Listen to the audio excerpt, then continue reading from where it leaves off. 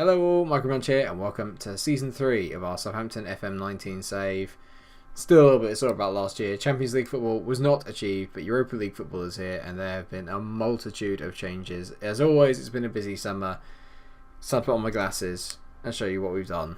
So with European football now on the horizon, it was all about building the squad, but to do that, with only a budget of £56 million we had to generate some funds. And one player has gone for a lot of money. We bought in £126 million altogether and only spent 70. But it's time to show you the big departure. And I think you already know who it is. That's right, Kasper Dolberg has gone. He has gone to Arsenal. Nothing I could have done about it. Arsenal activated its £80 million release clause. I tried to fight them off. I tried to offer him a new contract. He wasn't interested. He wanted to go and play in the Champions League, and you can't blame him. After a stellar season last year, he was literally our best player. Averaged over a goal every 2 games, as you can tell from their 34 goals and 67 appearances for Southampton. He is going to be greatly missed.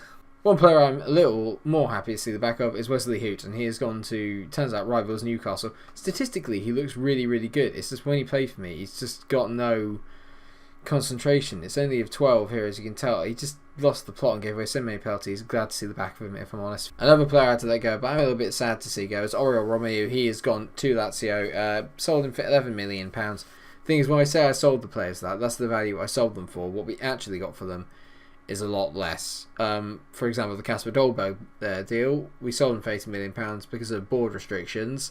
I actually only saw £30 million of that, so I'm not even getting half or 50% of the transfer revenue that I bought in. So you'll see by the signings, they're not world beaters, but there should be enough. Last real notable one is Primo Diva. Never actually got to play in a Southampton shirt. I sent him out on loan to Sanwa SG last year to go off and get himself a work permit. Came back, still couldn't get one, and then Vigo came in with a bid of around about £7.5 million for him. So I thought that'll do. We took the money, got him off the wage budget. Disappointing that we never got to see him, but now looking at statistically, I don't think he ever would have been good enough to get into our first team and play in the European competitions. He might have been a good backup player, but was never really going to achieve much. His versatility is what made him incredibly useful.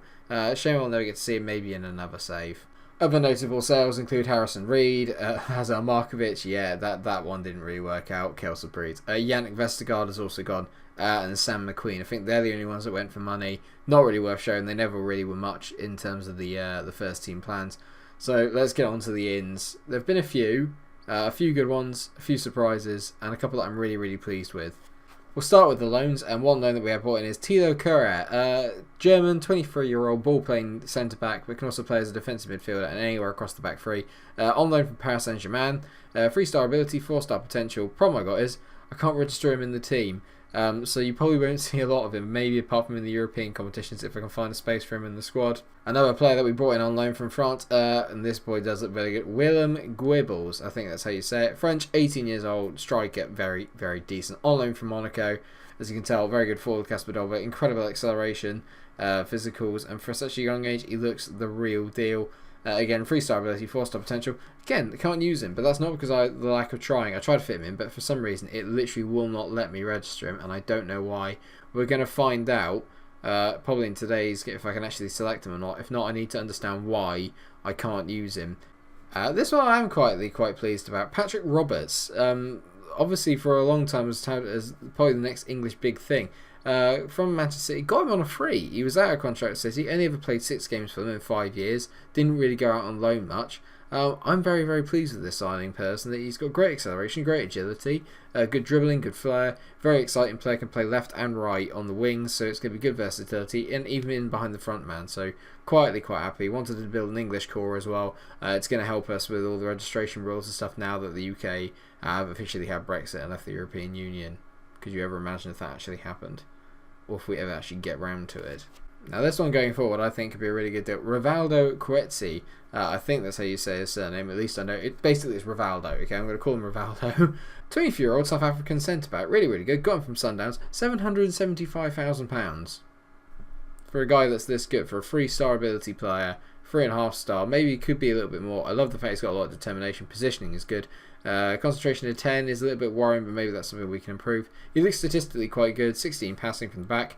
If we start playing free at the back, he'll definitely get some game time. I just think he's a good squad player, and he's around about the same as Wesley Hood, but a lot less, a lot cheaper, and not costing us as much in the wage.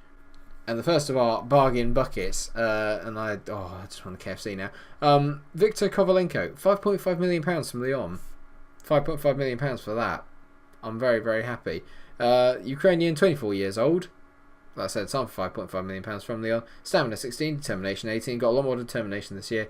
Work rate is 17, bravery 16. Very decent technically. It doesn't really excel, but he's still young. He's going to get better. 3-star current ability, 4-star potential. There seems to be a lot of that in the squad.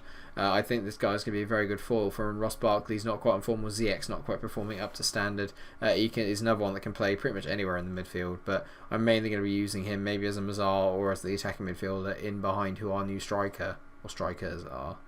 And this one I am very happy about. Andre Silva, another guy who's kind of touted as the next big thing, especially in Portugal.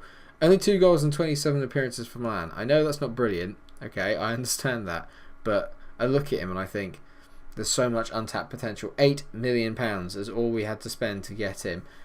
Physically, very, very well-rounded, very decent. Mentally, could use a little bit of work. Technically as well, could probably use a little bit of work, but he's a rough diamond.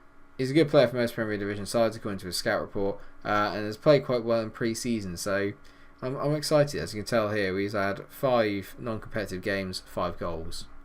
I'm excited. Now, more midfielders, especially out on the wings. Ronnie Lopez, 24-year-old Portuguese. We like that age and that nationality. Should have a good link with Andre Silva, to be fair. Can play right or left. Bought him in from Monaco. Only £11.5 million, I think it was I spent for him. Very, very decent value.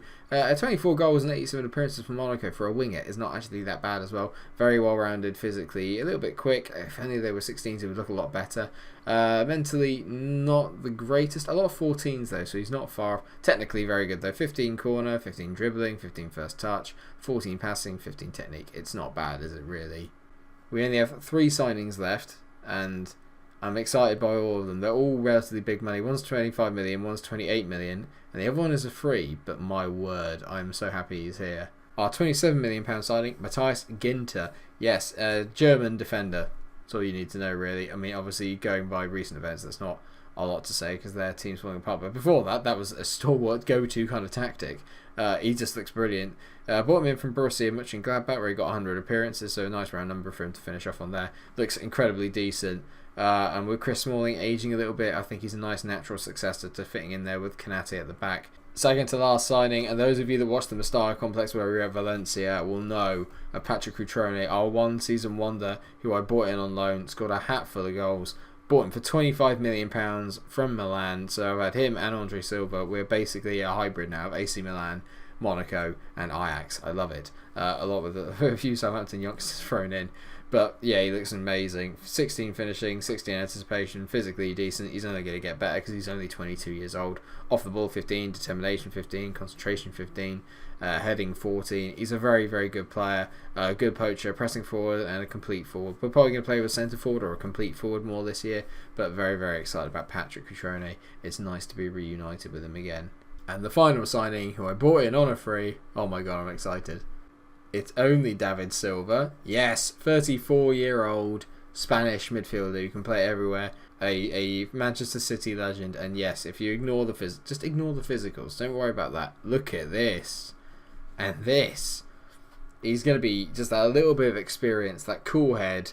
We've only got him for a couple of years. And then he'll probably retire here at this rate. He's only been paying 75k a week. It seems like quite a lot, but to be fair, for maybe the 1 or 2 good seasons we still get out of him, where he can just sit in that hole and then just dictate play, I'm excited. I just got to make sure we don't ask him to do anything physically incredible, and we'll be absolutely fine. So, as you can tell, here's the start of a brand new Premier League season. United and Chelsea have already got off to winning starts. We are expected to be in and around that top 7, top 8 kind of chat. We're actually expected to get into European competition again this year, so we've kind of made a run for our own backs to the success that we've had last year. And today we're actually starting with newly promoted Millwall. They've come up with Swansea and I believe Brighton from last year, so this should be a bit of a stern test actually. I've never played Millwall, well not often played Millwall on Football Manager. This is going to be a very exciting game. The game in the playoffs, and Keith Harris I still believe is in charge of it. They've got a good squad to be fair, it looks pretty decent. Charlie Austin's there, so he's guaranteed to score. Oh my god, they've got Andy Carroll. So the thing is, now I look at the squad here and we're looking at the players I'm leaving out. We haven't even got a goalkeeper on the bench. I'm taking a bit of a gamble. I've got Forster, Rosas, Kuretse, Ward-Prowse, Kovalenko, David Silva, Patrick Roberts. Because all of them are missing out on this first team, and even on the bench. The strength and depth now we have is so good. It's almost like we could field 3 really good 11s. So the team for today: Angus Guns in goal, Cedric Kanate, Ginter and Tierney are the back four. So Ginter's going to make his debut today. Højbjerg and Lanetti are in the middle of the park. Then you've got Ronnie Lopez, who's also making his debut out on the right-hand side. Ross Barkley and David Neres make up the other 2 attacking midfielders in behind, with Brill, Donald and Bowley leading us up front. Although Patrick Cutrone and Andre Silva are both on the bench. David Silva doesn't make the squad today because he is not match sharp. I mean, not many of them are match sharp, but like David Silva's 59%. Looking at Millwall then, they're playing a normal 4-4-2. James Meredith I know is a good player, Romeo is a good player, Fabian, Dale Stevens, Mark Albright, Andy Carroll, Charlie Austin, Jed Wallace. So they've got a mixture of an experienced team and some kind of, they've got some old stalwarts in there actually. I'm not sure how much in the way of youth they've got. And away we go, our first match of Season 3 of the Southampton Save is off, and we need a good year, but not like the tyre. Corner here, Ronnie Lopez to take while James Ward-Prowse isn't in. And they beat David Neres to the ball there. Fabian Brill into Højbjerg. Got to play that into Ross surely. Højbjerg back to Lanetti into Ross Barkley. He finds Lanetti back to Barkley. Some lovely 1-2s going around here. Spread it wide. There's Cedric. Good ball here, mate. Cedric whips it in. David Neres tees it in. Embowers at the post, but he does make up for the rebound. Bang! Brill is off the mark. Who needs Casper? And it's a lovely play here. We've got Millwall completely penned into the box. Cedric has always been a good outlet on the right hand side. Defensively terrible. Attacking wise pretty decent. Not sure how Brill didn't hit the first one in, but he makes up for it and taps in the rebound. That's all you can ask for really. Well done, mate. And there's going to be a highlight straight away from the kickoff. And I'm hoping that we can make this 2-0. And you'd like to think that from there put the game to bed. I want to see a lot more clean sheets this year as Jed Wallace whips it in. Andy Carroll. Oh, that's irritating. That's so irritating. That's such a lack of concentration there. What the F? Jed Wallace, Kieran Tierney just lets him put the ball in. And Kanate is a little bit late there, and Andy Carroll just heads it in, and he's shaved off his ponytail. It's about time. That's really pissed me off actually, I won't lie. That's incredibly frustrating. Not this early. I'm not going to swear this early. Come on though, don't FM me first game of the season. Ronnie Lopez whips the ball in. James Meredith heads it away. Falls to Ross Barkley. Barkley back post. David Neres loses out to Romeo. Tierney has been making up to it after he let them whip that ball in. Tierney front post. Brill, Donald and Bowler makes it 2. Anything Andy Carroll can do, Brill can do better. Tierney does well. Good ball into the front post. Lots of pace. The keeper's already dancing before it's even gone in. It's not great keeping, but it's a great finish from Brill. He's on a hat-trick already. Højbjerg getting tackled by Donkey Carroll there. It's good. You should be able to hear him from a mile off. Great interception there by Kieran Tierney. Now, are we going to get on the break? He drives forward, plays the ball over the top. Brill takes it around a couple of players. Unlucky. Falls to David Neres. Got to whip this in. Front post, mate. Beats his man. Anytime. Brill. Ronnie Lopez gets a goal on his debut. It's a Brill assist. Oh, he's staking a claim for that starting striker position. Oh, Brill. Oh, it's happening. Well played from Ronnie Lopez, and he just taps it in. A goal on his debut, and he's been pretty decent. Exciting. I think it's safe to say we're probably going to be very good going forward again this year now with the multitude of options that we have. If someone drops out of form, they're going to be out of the team straight away. We're going to have ready-made replacements. Alright, 60 minutes on the clock. I'm going to take off Ross Barkley. We're going to bring on Hakim Ziyech. And I might take off David Neres as well. I'm going to give Robert a little bit of a go and swap him and Ronnie Lopez. So Ronnie can go out to the inside forward on the left. I want to see what Robert's all about. He's been the best in training since we came back. Obviously signed him last year. Looking forward to seeing what he's got on his sleeve.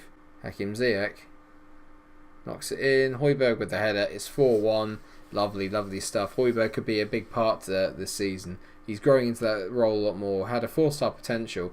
Couldn't never really get above the 3, but towards the end of last year, he started convincing me he is the man to play in that deep line playmaker role, and that is a lovely header. I'm very, very excited. You got to forget that Højbjerg actually played for for Bayern Munich, and he was a very, very decent footballer. Just over 10 minutes to go, and what has been a very comfortable first home game of the season, as we hoped it would be. It's not going to be as easy next up because it's United next up away at Old Trafford. At least we get out of the way early. And Cedric's injured, which is never good. Albrighton tees it. Angus, you were goalie of the season last year. Don't let this happen again. 4-2. The 2 goals conceded winds me up already. I wanted to be more defensively solid. Angus has got to save that. It's so easy.